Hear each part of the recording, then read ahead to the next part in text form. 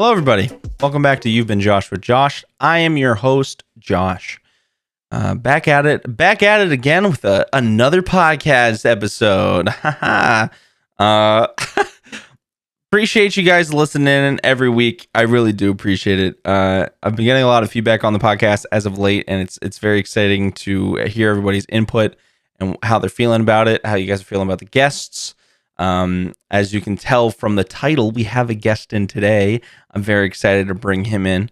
But news for the week. In gaming news, you guys know about 2 weeks ago when Xbox purchased Activision Blizzard, which was a big purchase on there, and I think it was like in the billions for dollar amounts.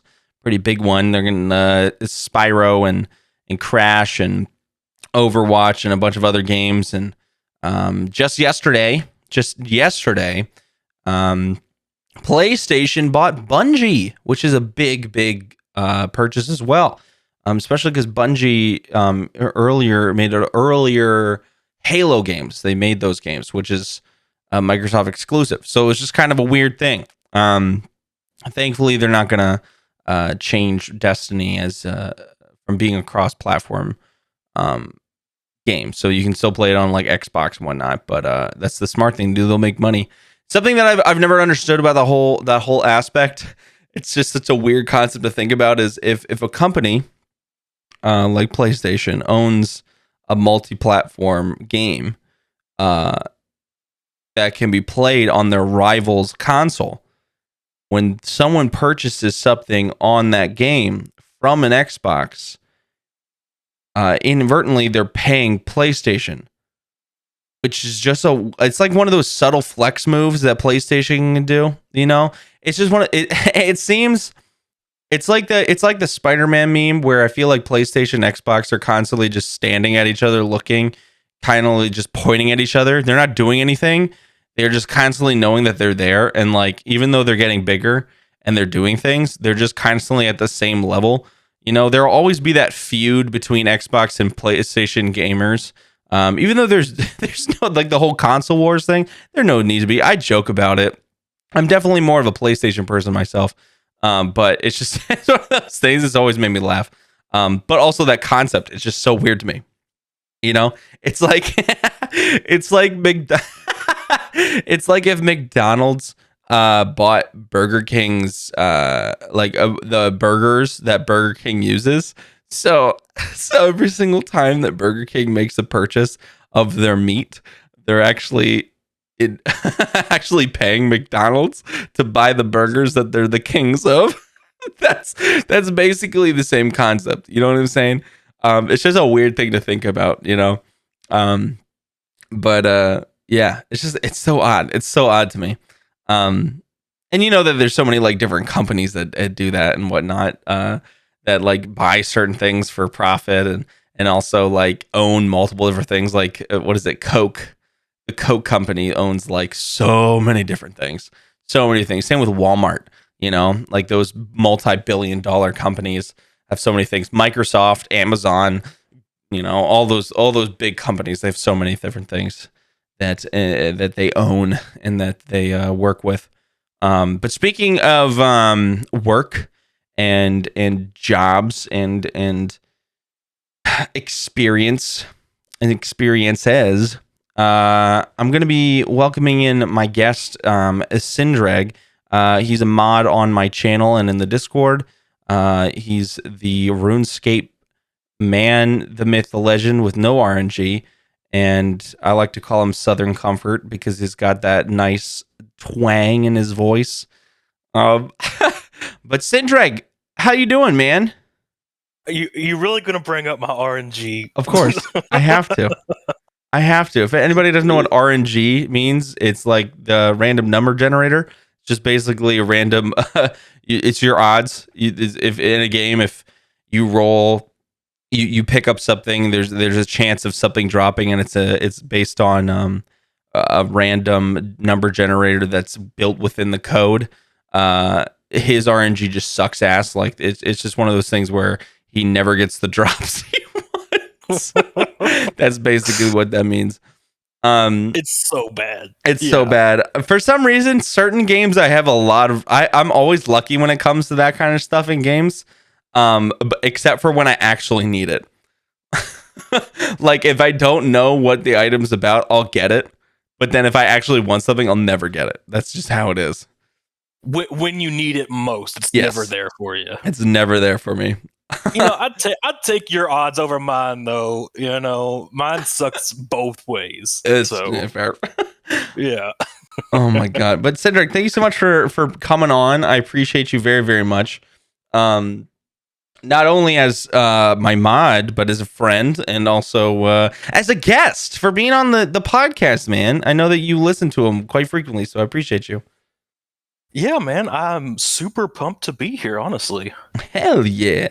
Like what I was talking to the peeps about before I brought you on was the whole Bungie Activision, and then now PlayStation buying Bungie, and then how the concept of just businesses in general, and how they just buy up, and it's kind of like everybody, like if you look at one of those graphs of like the major corporations that actually own like sub companies, it's such a weird thing to look at, and like it's weird to think about like PlayStation owning a game that can be played on Xbox, and people who are on Xbox buy something in the game and inadvertently are paying PlayStation, which is the rival company.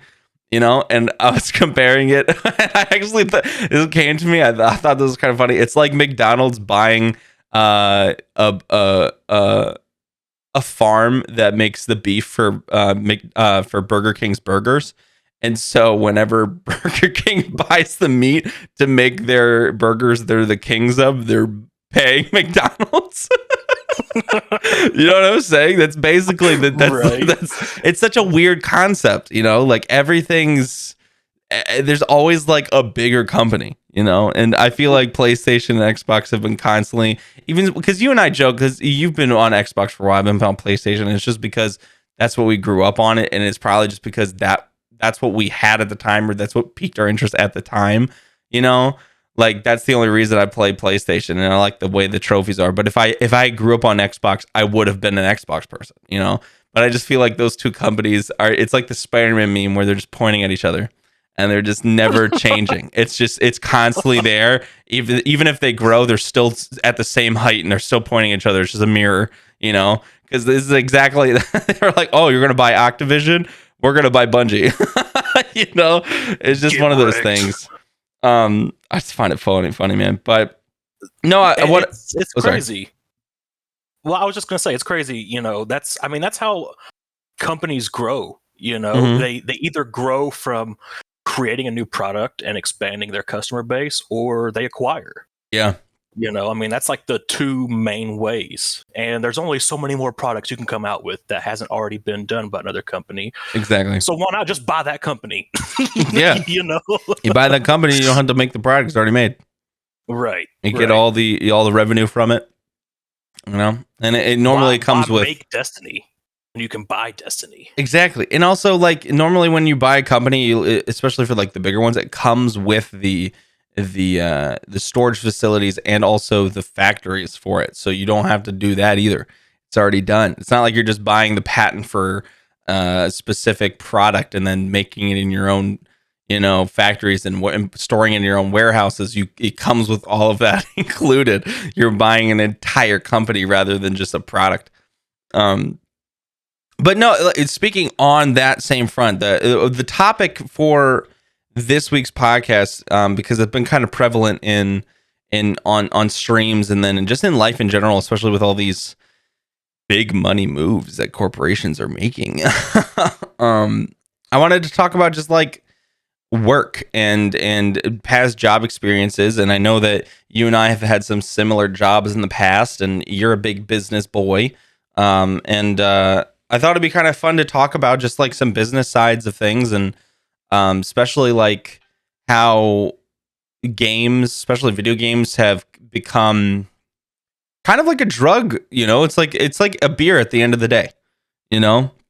after a nice work day, you come home, you relax and you play some video games, and it's like your own form of meditation at the end of the day. At least that's what it has been for me since I've been young. And I feel like you are on the same boat, and I just wanted to talk about that. I thought that'd be a cool topic for this week. Yeah, it's a great way to escape, right? Oh, 100%. 100%. Maybe that's why they called it RuneScape. Run, escape, run, escape, Run go, from your problems. run. Escape to Gillinor. Yeah. Dude, there will Lumbridge and the Grand Exchange will always be just two iconic places for me. Like, those posters I showed you on Etsy. Though I really want to get those. I think those are gorgeous. Oh, that'd be sweet. Yeah. But to anyone, to give you guys some backstory on Sindrig and I's relationship, way back in the summer of 2021, I never was somebody who played MMOs. The only MMOs that I played personally was Wizards 101 back in middle school, which was super fucking fun. Still going strong too. And RuneScape. Because they were both very, very low quality games that not like graphically wise, low graphically. That my computer could handle, because I was running off of a desktop that my dad owned.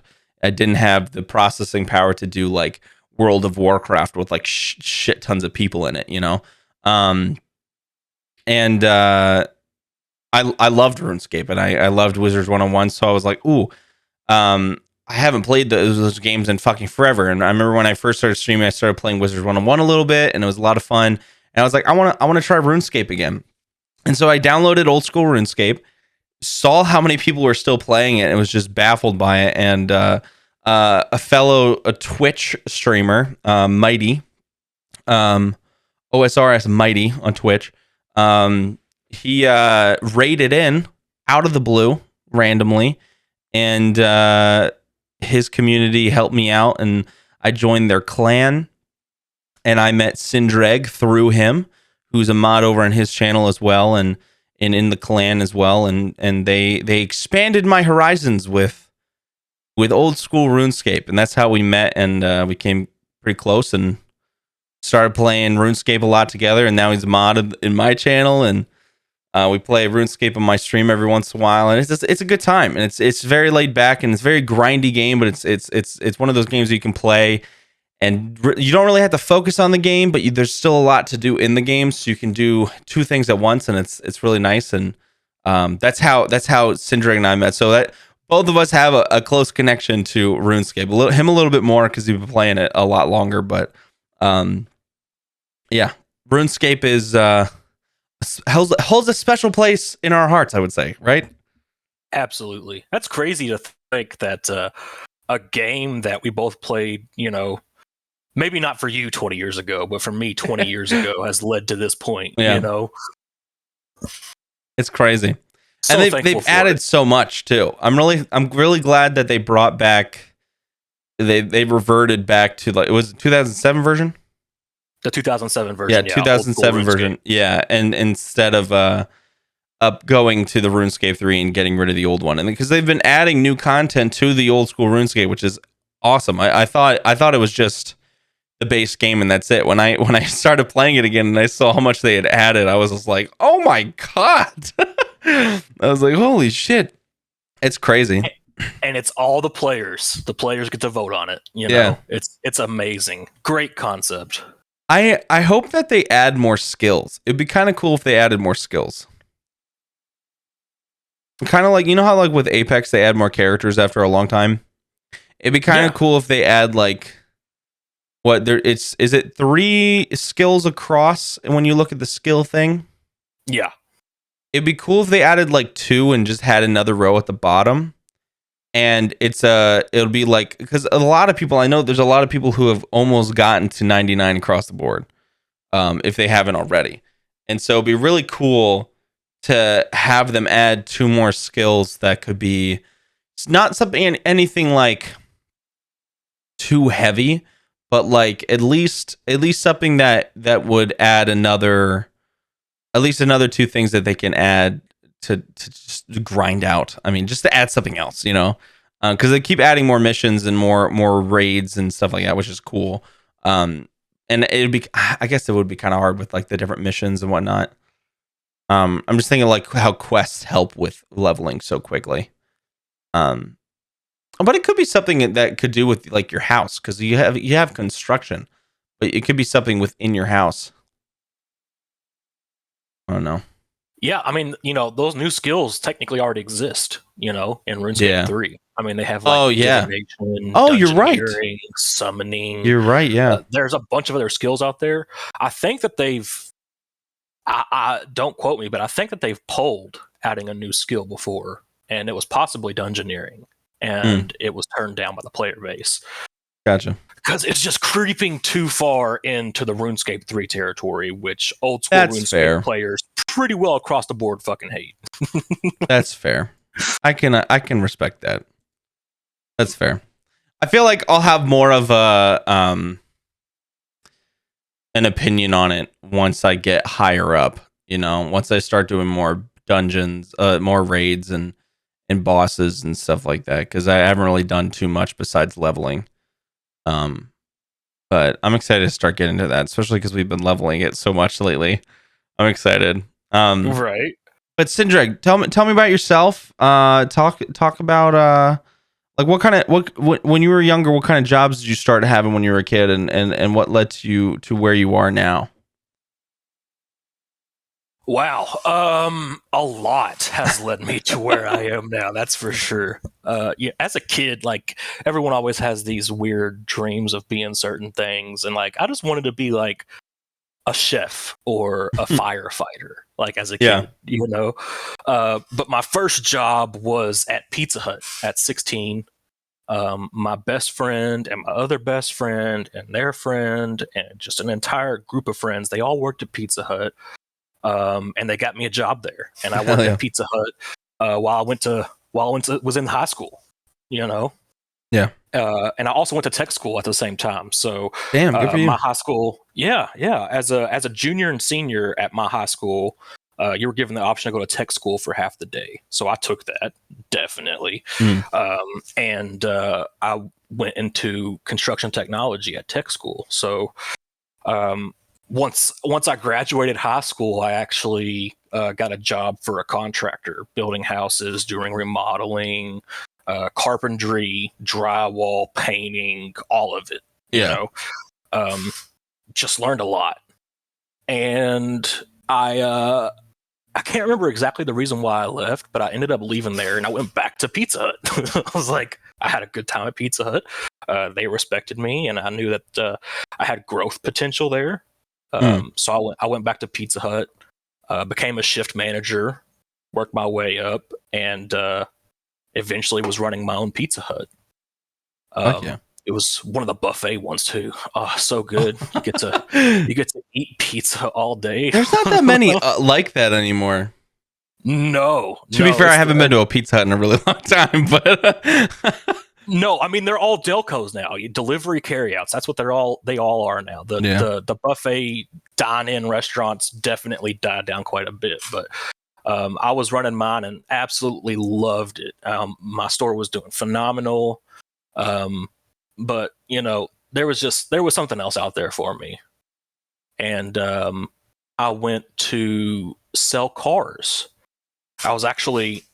I did a lot of stuff at Pizza Hut. I made pizzas. I was manager. I was delivering pizzas. And one day I delivered pizzas to a car lot. And the guy really liked me. And he was like, you should apply for a job here to be a salesman, which is just sounds crazy talking about it.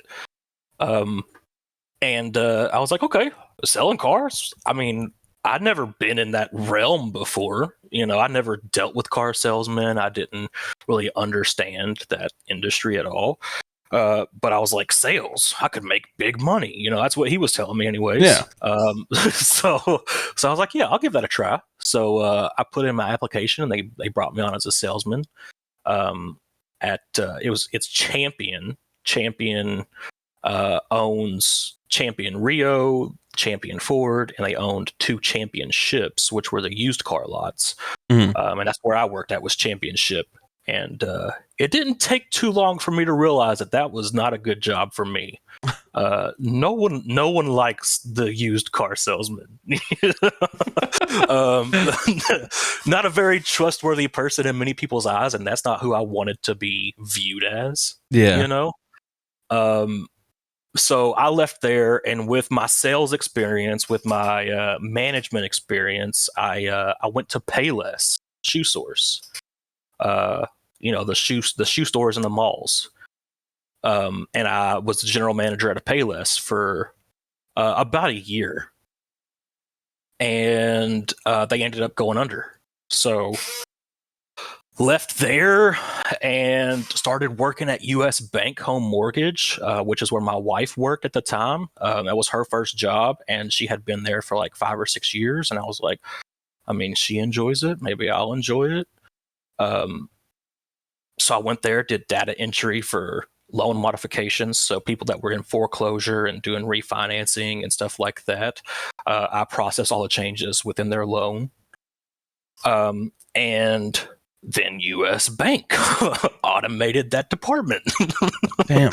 So a robot took my job, and I left there.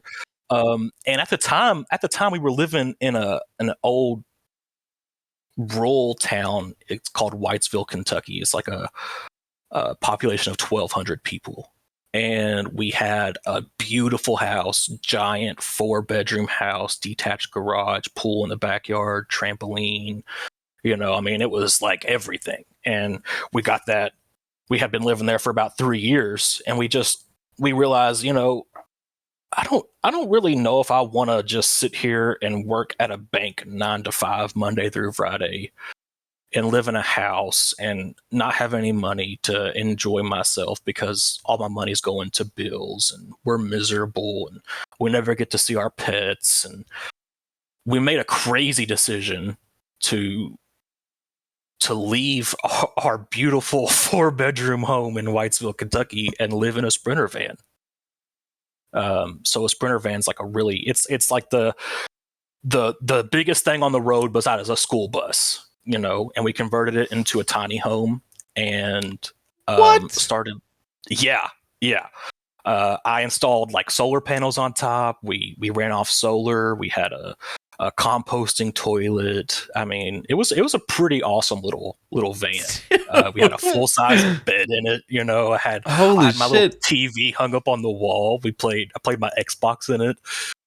It was awesome. And we found ourselves wanting to move to the Red River Gorge area. We had been to the Red River Gorge area of Kentucky on a vacation while we were at U.S. Bank. Mm-hmm. So we came up this way in the van. We lived in a campground. I started working at the state park in their restaurant. So I was it's so crazy to say, I was a sous chef. I had no formal training. I didn't go to culinary school or anything. Mm-hmm. But my work ethic, my knowledge, my ServSafe certification, my management experience, all of that led me to that position, to where I was a sous chef there. And I loved that place. Loved it. It was awesome. But it was a little hard on the van getting around. That van doesn't like going up the mountains. Yeah, I mean, that's fair. Yeah. So I ended up leaving there and found Stayover, which is where I'm currently at. So I found Stayover. I was just looking for a new job, and Stayover is a cabin rental agency in the Red River Gorge area. I applied for a position, got hired on, almost didn't get hired on because the current CEO had looked me up on Facebook and found someone who wasn't me and thought that I was a little bit of a freak. Oh my God. Yeah. So some other dude out there with my name is wearing a bunny costume on Facebook and almost cost me my job opportunity. Good for you, man. But really funny, actually. Yeah, right. But I got hired on as an operations assistant, and I loved it. I mean, working in people's vacations, it's definitely different than anything I've ever done. But yeah, looking back, everything that I've ever done was different than what I did before it.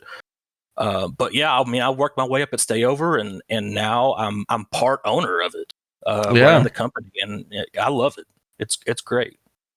It's kind of funny you went from being a used cars salesman for something that people don't necessarily want but they need, and you have to kind of like make sure they get it, and to something where you're kind of giving people something that they really want. You know, Right, you kind of right. it's kind of a flip of the script there. I love that, man. I did not know about the tiny house thing. That's super crazy. Like, good for you. That's such a. Did you sell the van? No, we still have it. You It's not still. running. It's not running, but we do still have it. Yeah, God damn. I love that thing. You feel like a king driving that thing on the road. How, And would you mind sending me photos of it sometime? oh yeah, for sure, for That's sure. I'd love to. one of the biggest things that I've always wanted to do, and Joy and I haven't talked about it so many times, is just living out of a fucking making a tiny house, like a tiny bus or something like that, and just running that. But like with streaming, I can't really do that. That really needs something to be functional. Yeah, there's not very many good internet options whenever you're living in a van. I I'll tell spent you like that. a $250,000 just building this in fucking insane like lab bus that can fucking pump out all this fucking shit. That'd be Right. insane. Oh my god. No, that's a hard. It's hard living, that's for sure. Yeah. But I love the van. I don't plan on getting rid of it. That's so awesome, man. That's so cool. Man, so you've had so many different experiences from all kinds of stuff. Even the sous chef. That's crazy. Damn. Right? Good for you. Employment's limited out here. The people are different, that's for sure. Yeah. So See, I can relate on that front. So I've talked about this before on past podcasts, but like when I grew up, our family wasn't like the most wealthy. So like if I wanted spending money, I had to do it myself. Like I had to go out and find a job, even if it was just shoveling driveways or delivery route for papers and stuff, and do that to make money. And so I started working when I was like 10. I kind of feel like 10, like, you know, just like to get some spare change for myself to go fucking buy some Chinese food or get a video game or something like that. not to interrupt here, but so do you support child labor then, Josh? Working Yes. at 10? Yes, if they want to. Not saying that they should work. Consensual child labor. If yes. they're making their own work, then yes. I don't think that a child should be working in like a Wendy's or something. You know? But if they want to have a paper route, or if they want to go shovel a driveway or something to get some money, I think that's totally fine. Sell Kool-Aid at the yard sale. Yeah, make a fucking lemonade stand, bro. Oh, damn. Well, that's the thing. Like, I think, and this is kind of like the topic of the conversation for today is, I think it builds good work ethic. It's a tough conversation because there's a lot of things from the years before that are outdated and toxic and probably shouldn't be used anymore. Ideologies and ways of life and such. But there's a lot of good things too. And although a lot of like the whole what's the like the boomers or whatever, that age bracket where everyone's like, oh, they're so angry all the time and blah blah blah, and they're always in debt and all that shit. Like, people getting mad about that. Every generation there's going to be like every generational group is going to have something bad about it. That's just humanity, you know. I'm not trying to deter from any bad things they did, from bigotry or you know, slavery or anything on that front, but like you hear all those people be like, damn, those damn millennials better get off my fucking lawn and get a job, you know, like that whole thing. And like, when I was your age, I'd be breaking my back down at the sawmill with my brother and his cousin, you know, Not like dancing on TikTok. not dancing on TikToks with your fucking ass cheeks hanging out, you know, like that whole thing. But like at the same time, I do think that working at a young age and working for yourself and also getting money for yourself for that, it builds a good character, you know? I know a lot of people view that as like toxic mindset, but I honestly think it's a good thing. I think work ethic is a good skill to learn. It's definitely helped me. Like I if it wasn't for that, I probably would not get anything done during the day. And I already have a problem getting things done during the day because of my brain. I have like ADHD mindset, you know? Certain things distract me and then I don't get stuff done. But if it wasn't for me, like, oh, I'm going to write down a list of what I need to get done and get up at 6 and go, because of that work ethic I have, like, I probably wouldn't be able to do streaming, or I wouldn't probably be able to do streaming as well as I do, you know? Because a lot of those things that are skills that I picked up from when I was a kid working on stuff, you know? And it also I don't know. I feel like with jobs, especially when you're younger, like you get to kind of feel out what you want to do for the rest of your life as well. Because if you work in a specific fields, you'll get to see what those are like, and you'll be like, oh, I don't really like that. You know, I want to find something different. Because what is it? I did those little jobs. I made 2 like small businesses. I did balloon animals for like events and stuff. And then I made pins and stuff, like the little button pins for like, oh, vote for me or whatnot. I did those. I worked at a photography company. I worked at Michael's as like cashier, but then I got certified to do their framing. So I made like framed work at their custom frame shop, you know? What's Michael's? What is that? It's like the craft store. It's like what's the other one? Michael's and Joanne's Fabrics and Crafts. Okay. It's like that, but it's a different one. It's called Michael's. It has like paint and all kinds of stuff, but they also have like a shop within their shop called like their framing shop, and you can go there and get like custom shadow boxes made and like photo frames and stuff. Like you can choose the frame, the glass, all that kind of stuff, and we build the frame and then put the backing and the glass in it and stuff, and I got certified to do that. I've done that. I mean, I had the juice bar. I've worked at a restaurant. You know, like it's just I've had a bunch of jobs. None of them really stuck. None of them are really I really loved. But I also learned a lot from each one. You know, and it led me to where I am now. And I feel, especially hearing like the things that you got to do. You know, it builds your character up. Like I wouldn't be who I am if it wasn't for one, the experiences you have in life just in general, but then like the jobs you do, you know, the people you meet, the experiences you have. And that's not just with working, that's across the board, but even like your tiny house bus thing that you did. Did you know how to install solar panels before that? No. Exactly. You learned that. That's fucking sick. I learned that on my own. Yeah. Exactly. Like you probably wouldn't be who you are if it wasn't for that bus thing. Like that, and that's just a minute thing that was just kind of like, probably happen chance right there. You're like, let's do this. Right. So that's what I love about life is in talk, especially because I know you, but I don't know you extremely well. So I just learned something new, and I think that's just so cool. That's so awesome that you've done that. Damn. That's crazy. It is. It is crazy. So, a question for you, and if you have any questions for me, feel free to ask. Honestly, I'm an open book as well. But what for your job now? Is it like cabins, or is it like lodges, or is it more of like? Is it like cabins, as in like, we have cots and with the thing, or is it more of on the luxury lodge kind of side of cabins? It's the entire spectrum that you just brought up. Yeah, you have different variations of cabins. Yeah, so in short, we are a property management company. Yeah. So I manage property for private investors and private owners. So investors from Lexington and Cincinnati and stuff like that, they'll buy a property in the Red River Gorge area. They'll sign us up for management, and we rent it out. And they get passive income. Oh, nice.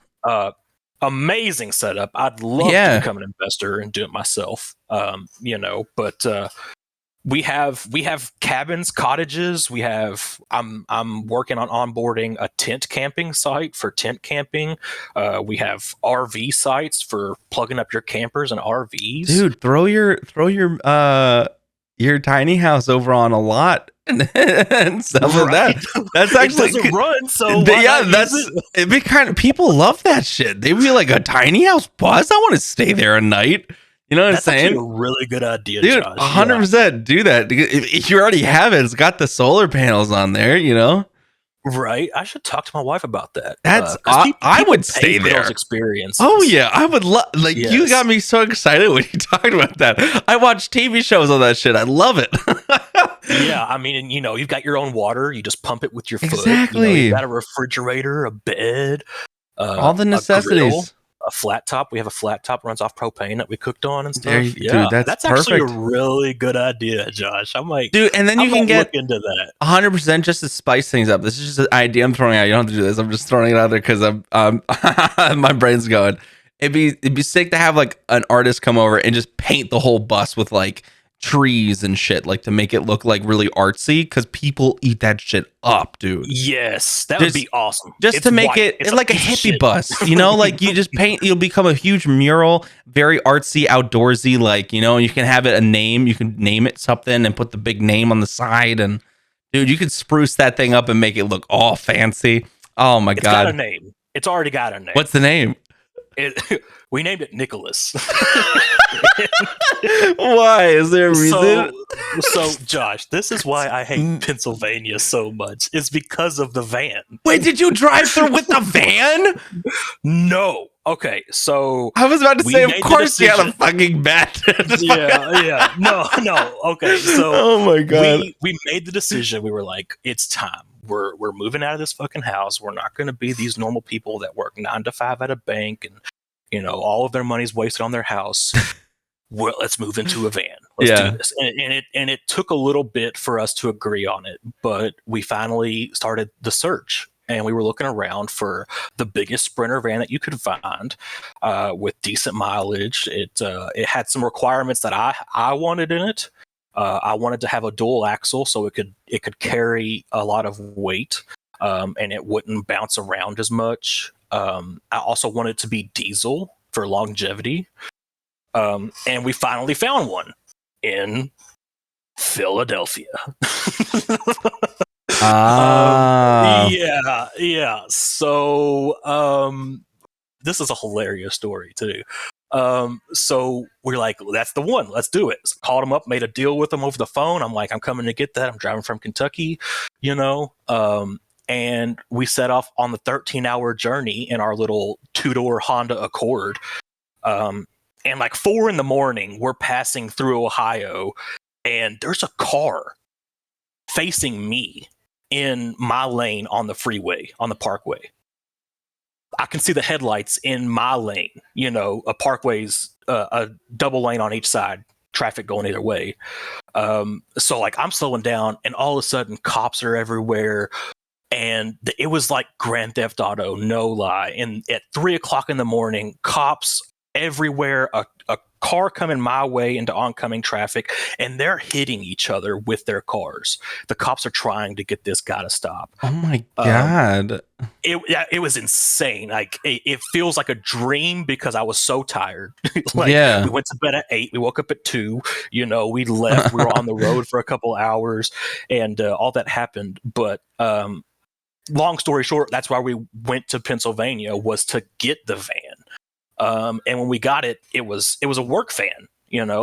Those vans are typically used for HVAC companies and plumbers and whatever. Yeah.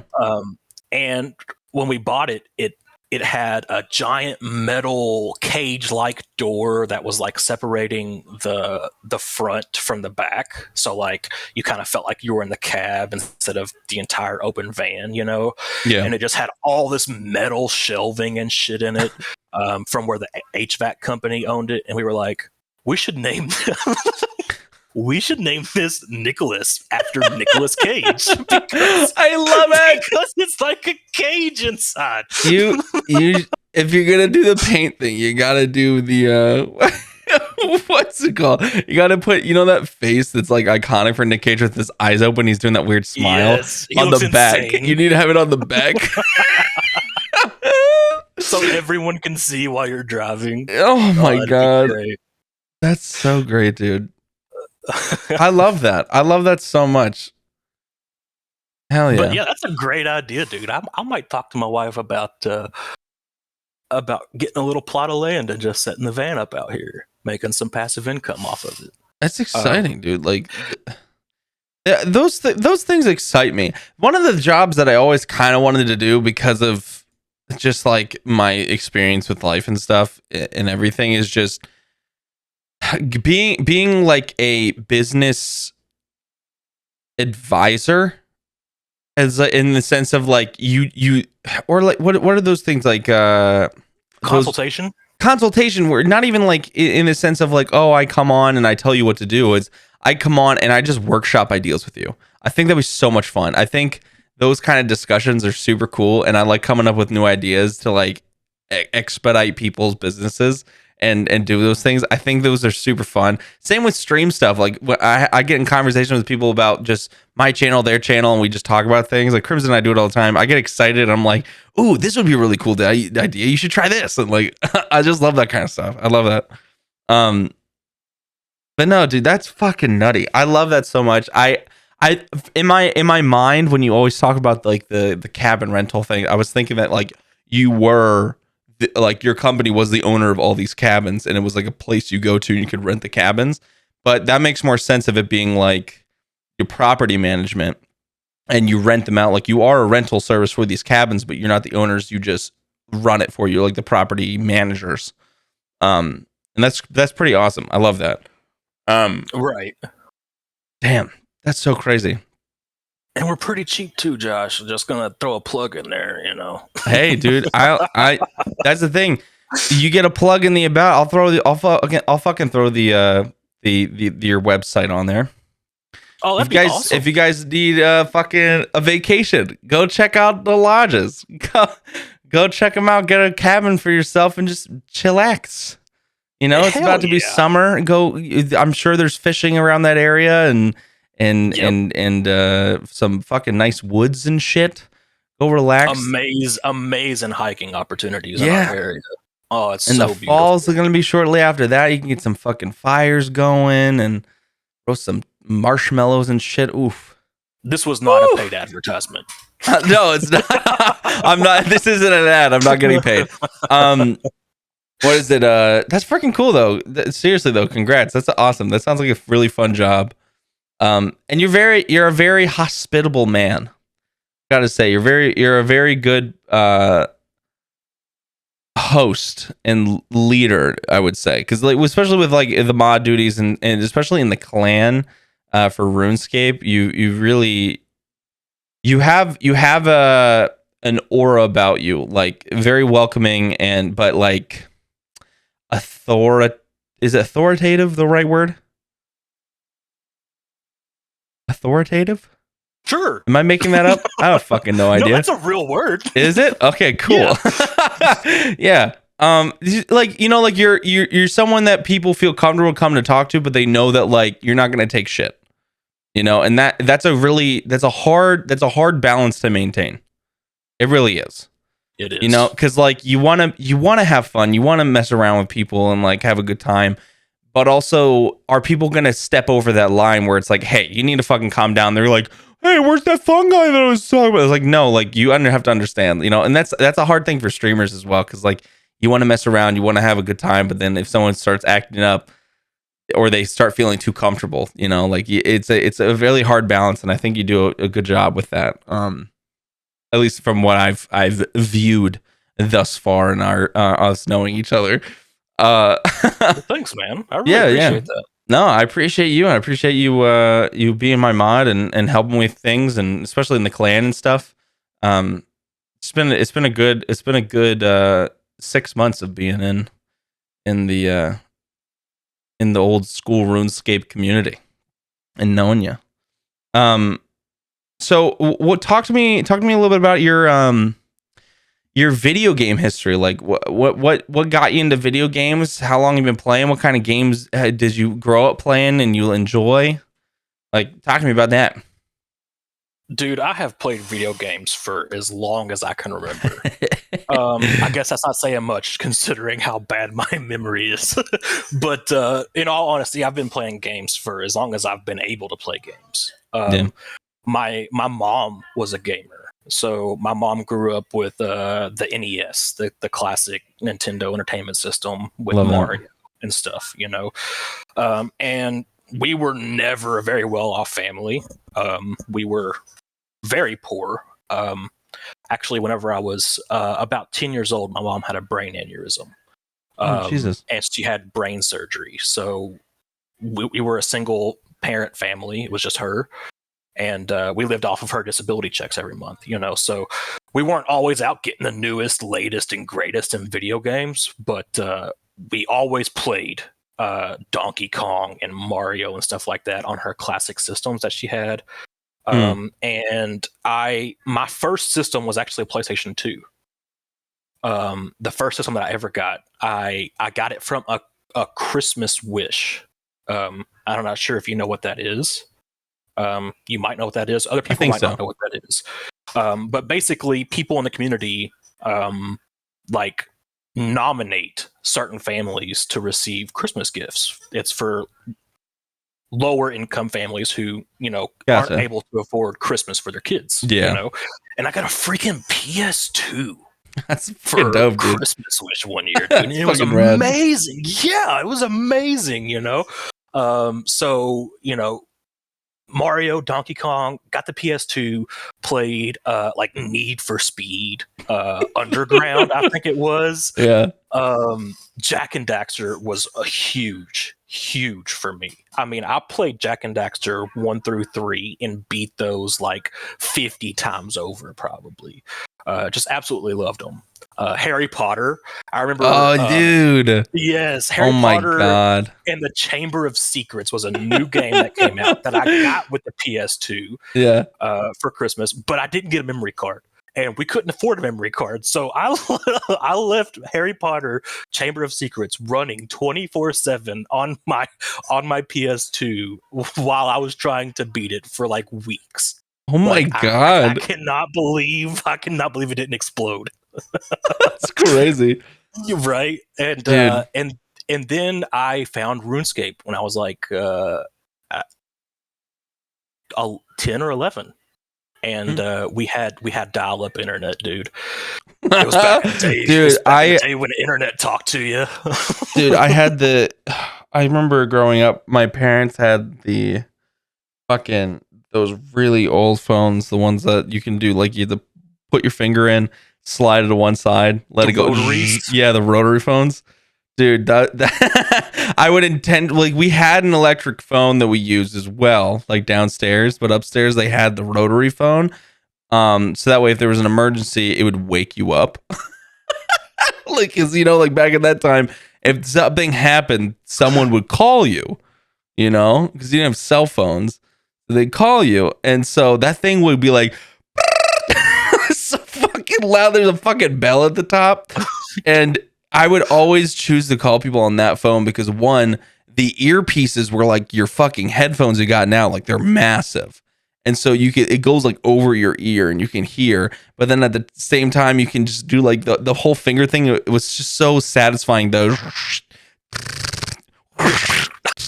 You know, like, oh my god. Oh, that's so funny. But no, continue. Sorry.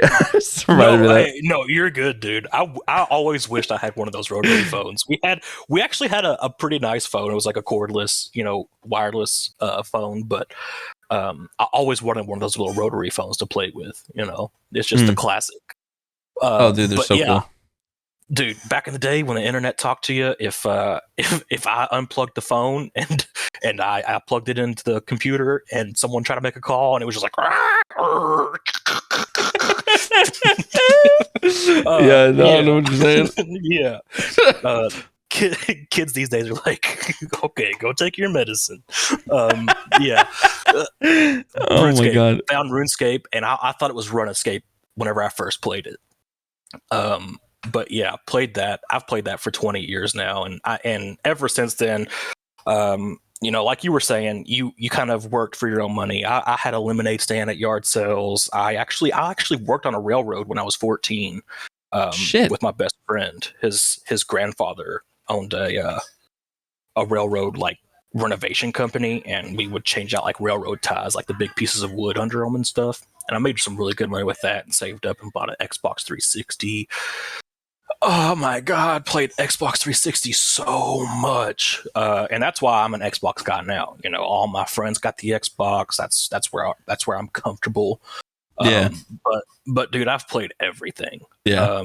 I'm not like let's get on Apex and that's it. That's all I play. Like my little brother. My little brother won't touch another game besides Apex, but I've played everything. Call of Duty, Gears of War, when Gears of War first came out and you could get a sniper rifle and shoot people's heads off and they'd explode. I mean, there was nothing better than that, It's one of those things, man. It's crazy because like I don't know. I grew up when I was younger, like the first consoles I played was like the GameCube, and there was like this thing called the Dreamcast with a bunch of demos on it that I played a lot with my friend JP and Java Palette. But then also I got a DS Lite and a Game Boy Advance SP, like the square ones. And I had those, and I played a lot of those first, but then my first console that I got was the PS2, just like you. Like, that was the first console I got. And I played that for, like, all of it. Like, every game I could get my hand on, I'd play on there. But again, like you're saying, we didn't have too much money, so it was just, like, what I could get at the time, or if I had a little extra cash, we'd go to GameStop and do that. Back when I didn't know that GameStop was ripping me off for every cent of my every dollar I had. Just bending you over in store, and you're in still front of people, in public, and they have the audacity to still sell me used games. Like, I could have this whole time I could have been going to some rinky dink like home-owned shop and gotten it for like a third of the price they were charging for the used game. Yep. For probably a better copy, for a better condition copy. Especially those fucking. Why did they spend like, the cases they used to sell it to you in with like the really shitty print on cover and then like the white side? Yes. Dude, those things were shit and they still charge you the same amount.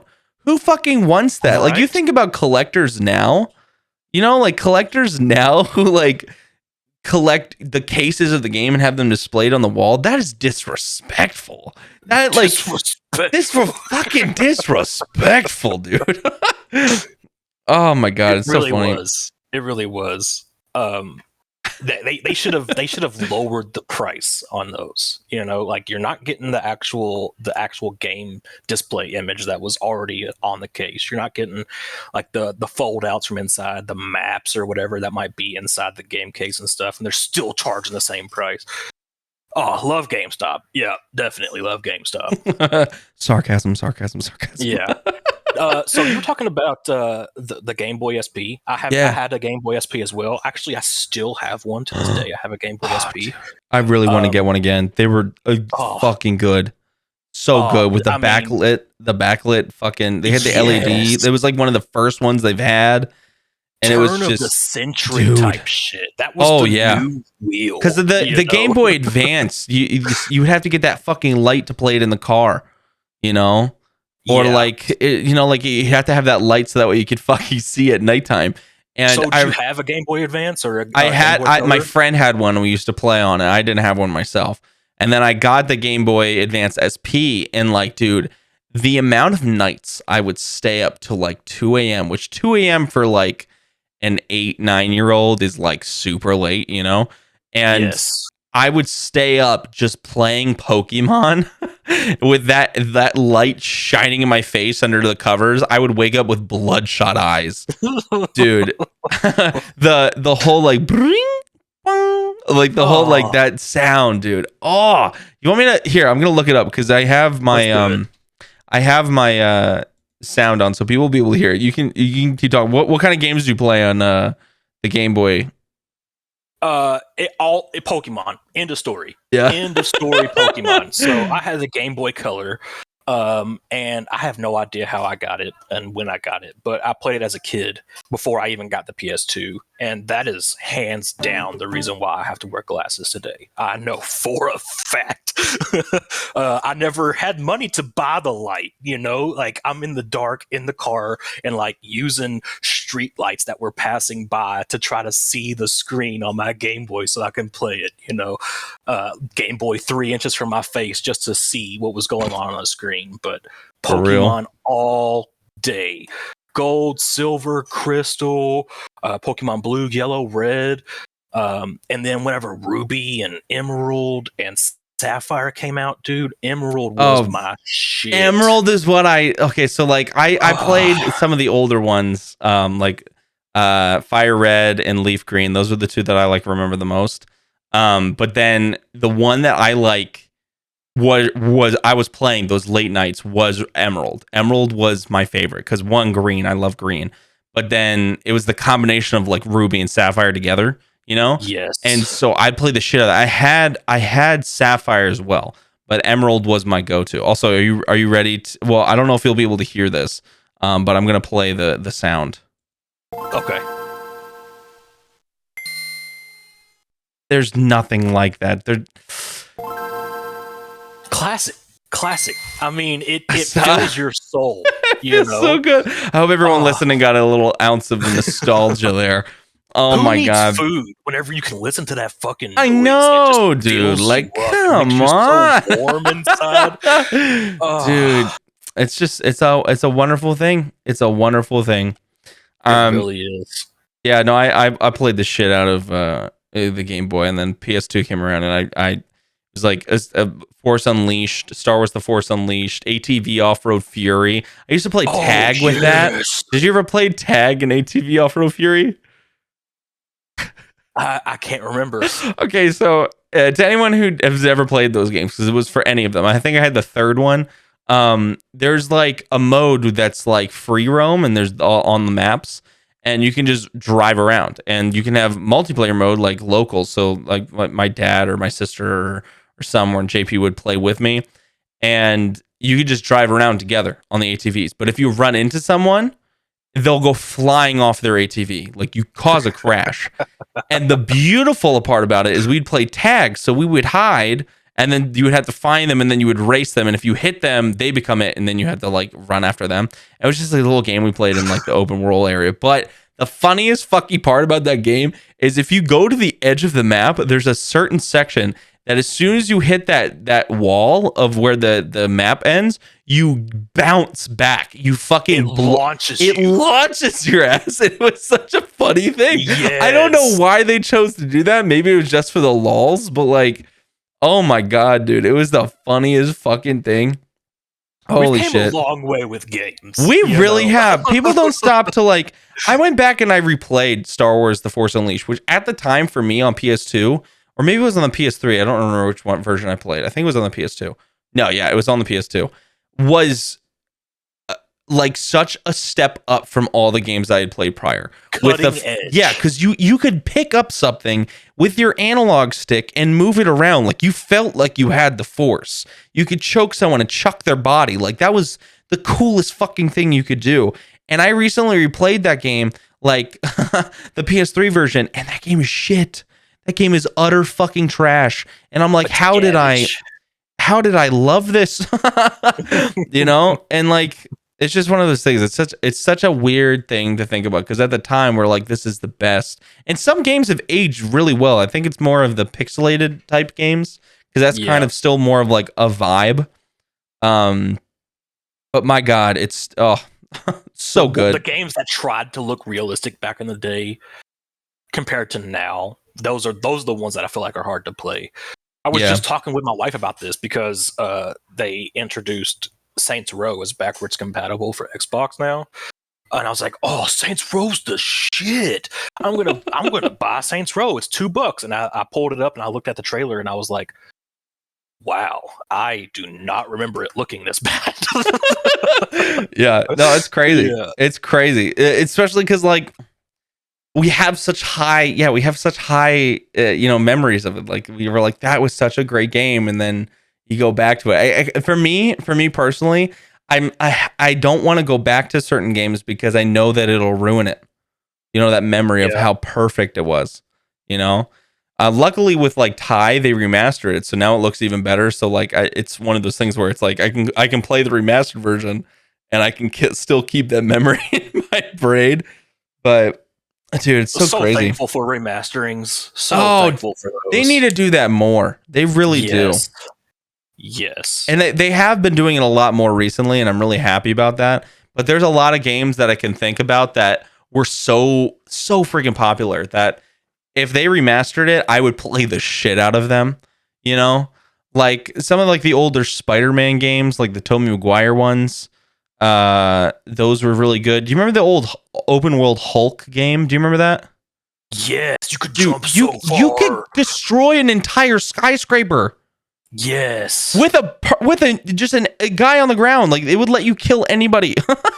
It was insane. Killing people. It was insane. People's the best in games. Same with the old. Do you remember the semi open world by level Iron Man game?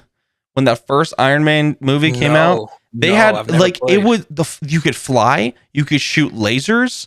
It was insane. And like you think about like the new Marvel's Avengers game that just came out, like graphically, yeah, it might look nice, but the whole functionality and layout and like maps of those games are awful. They're fucking awful.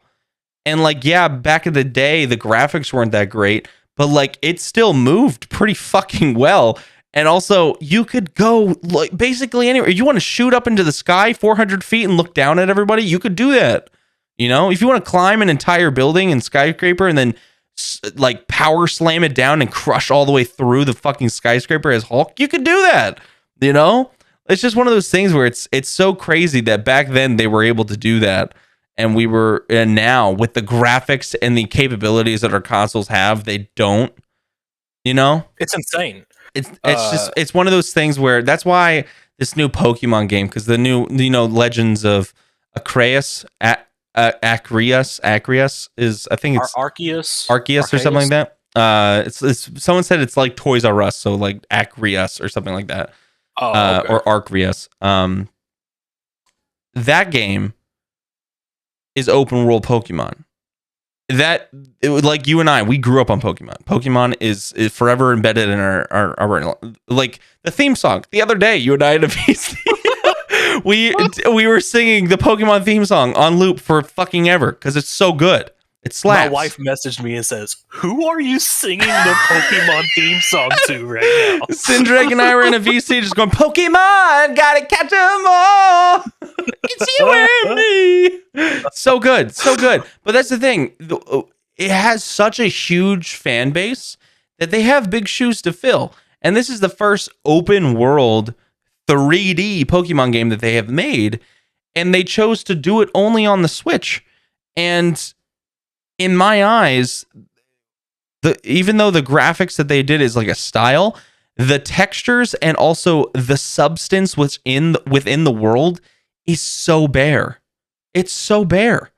And like you think about they can do Borderlands 2 and Skyrim and Doom Eternal on the Switch. You can play that on the Switch.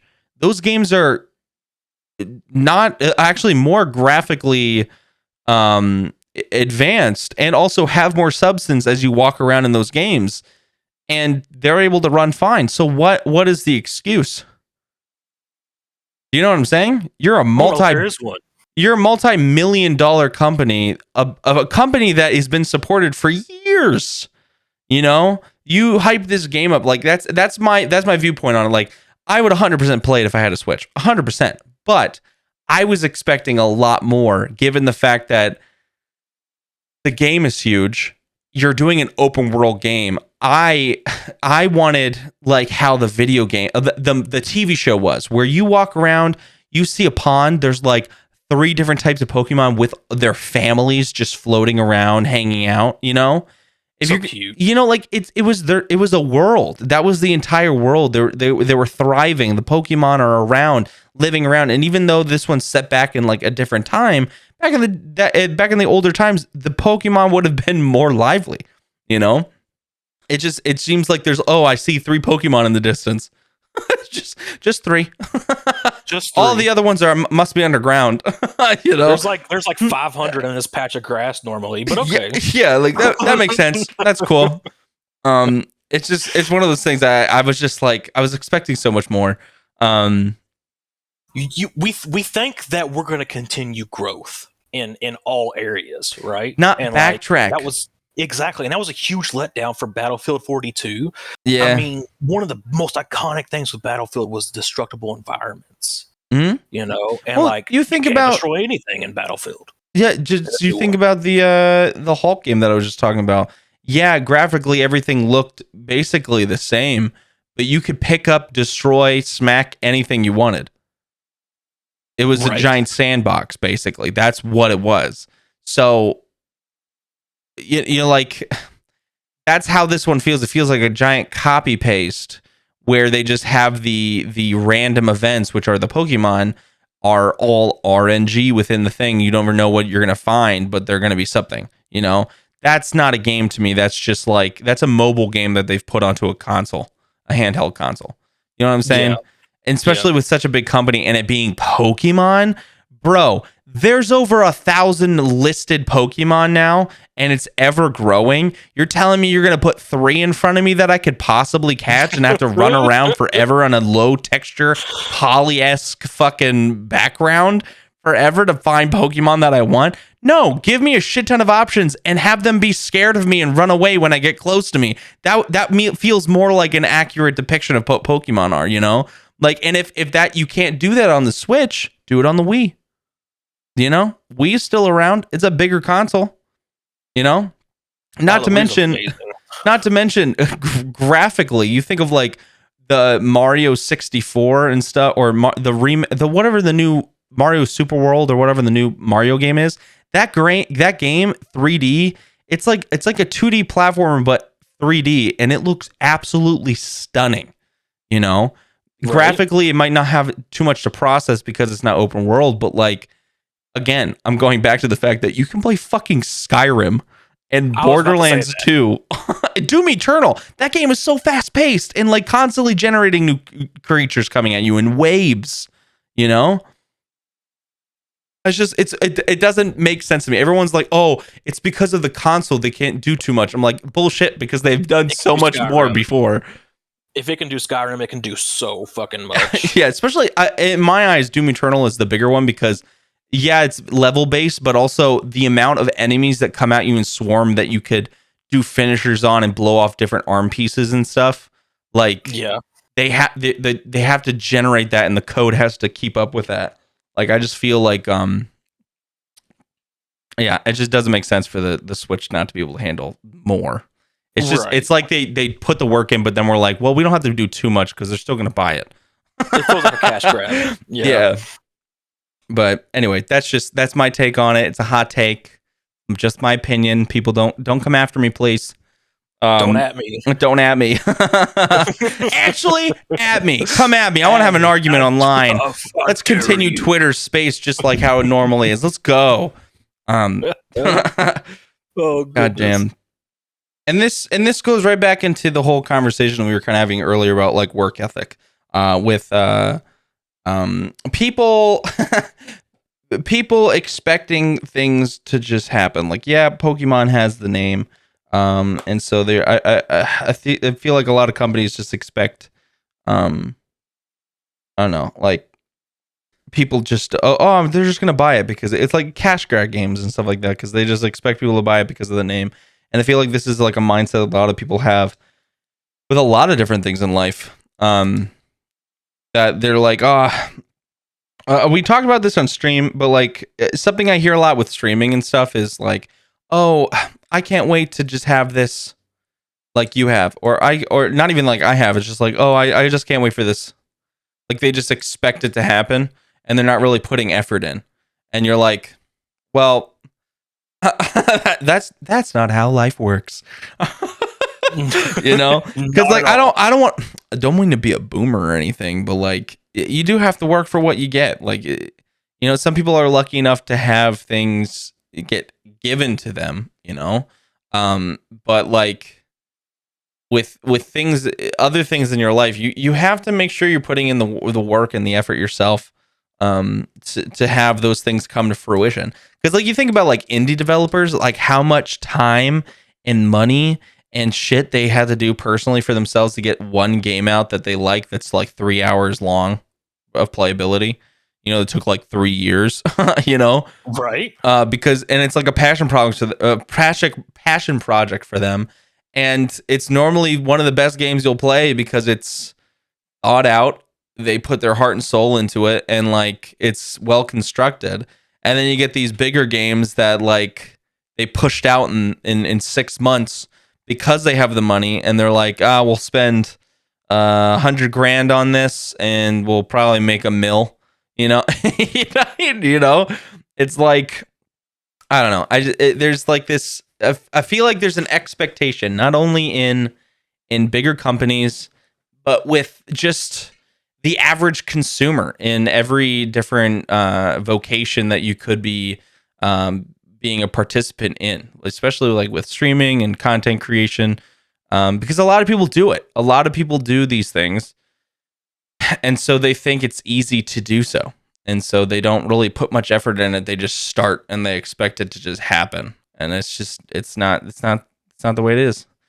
There's a little bit of IRL RNG that goes into it.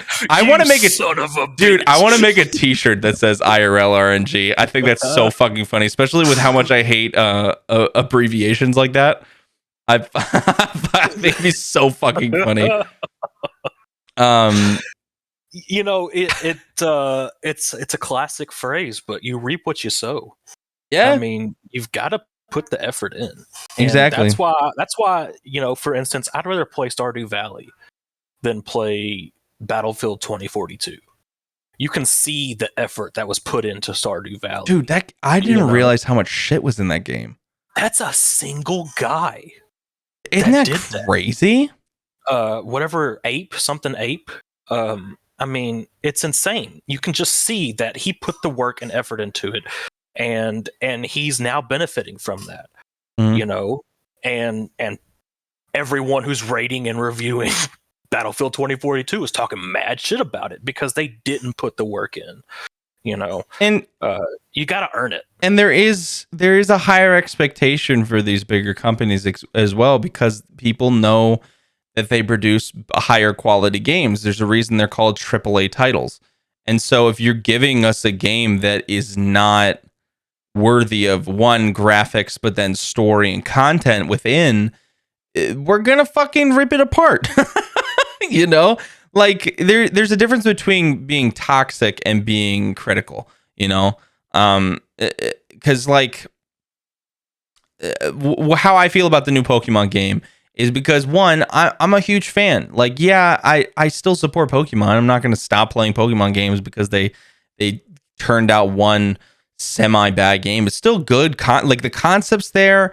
The play style's really cool. I like the new way they've had the battles, and that you're in a third-person 3D environment to do the battles, and you can move around while the battle's taking place. I love that. I think it's a really cool concept.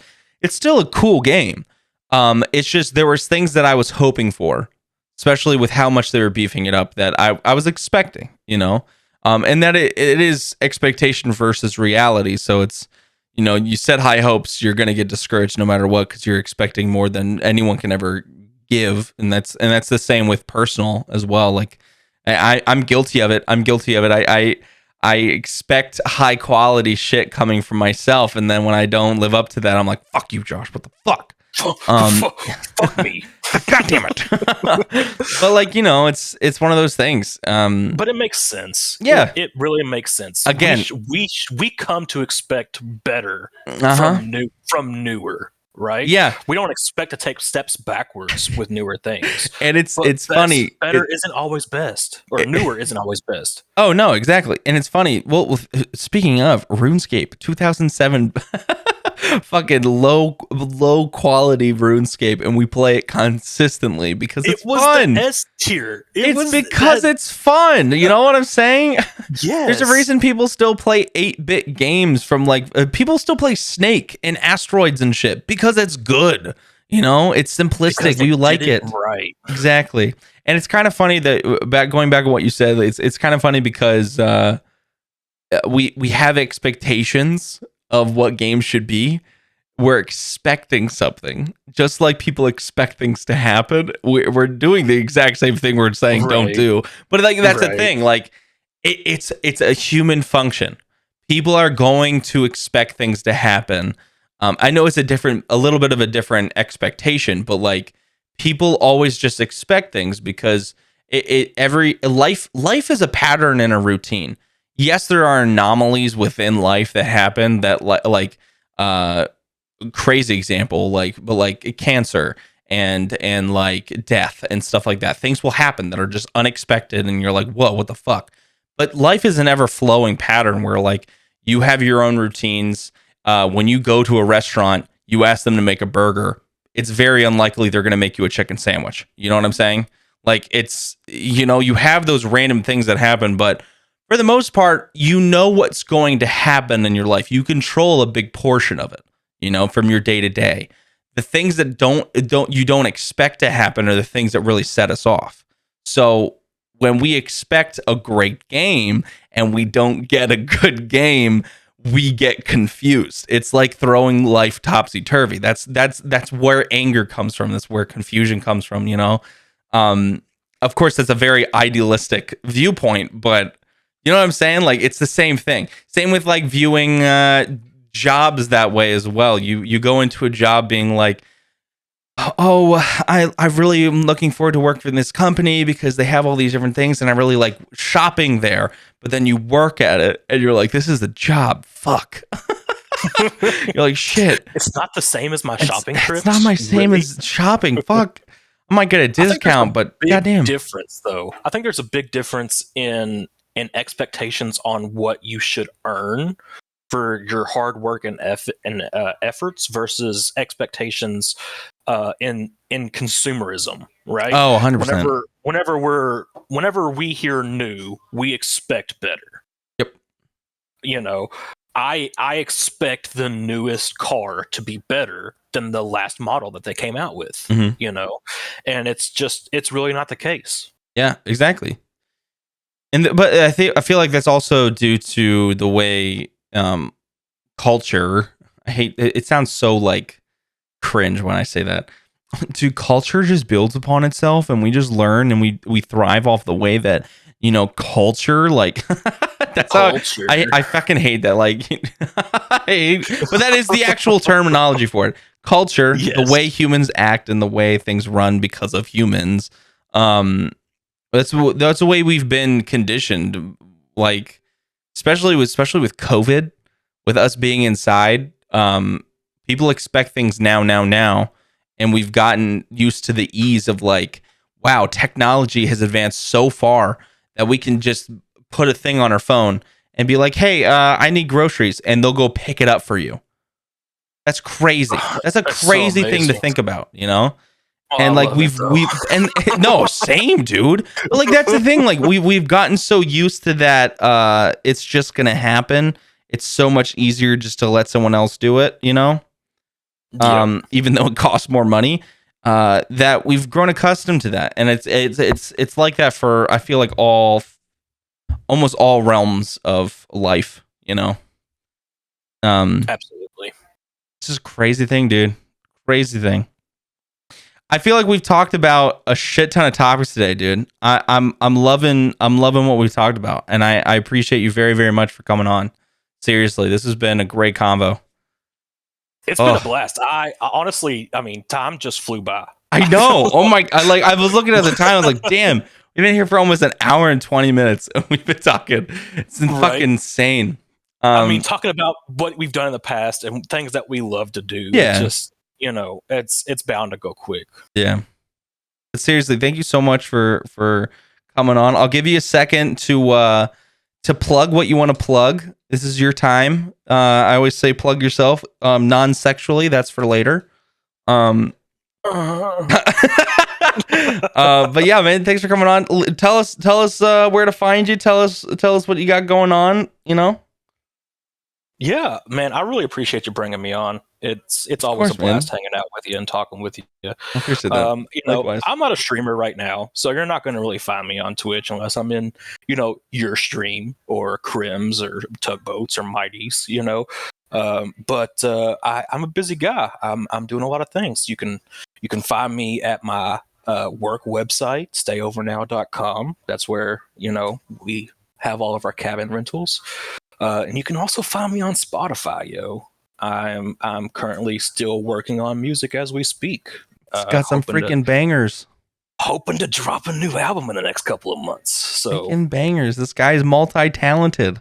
He's I just want people to love what I love. Yeah, man. that's life, baby. Hell yeah. I'll make sure to drop those links in the about as well for you. But dude, seriously, thank you so much for coming on. I really appreciate you. And I will talk to you soon. Awesome. I had a great time, man. I hope you have a wonderful rest of your day. You as well, man. Take it easy. You too. Everybody, thank you so much for coming on and listening to today's podcast episode. I really hope you enjoyed the conversation and what Sindrag and I talked about. I hope you got a laugh. I hope you have a good rest of your week until next time. Until next episode, my friends. Eat your apples and stay funky, my dudes. Bye.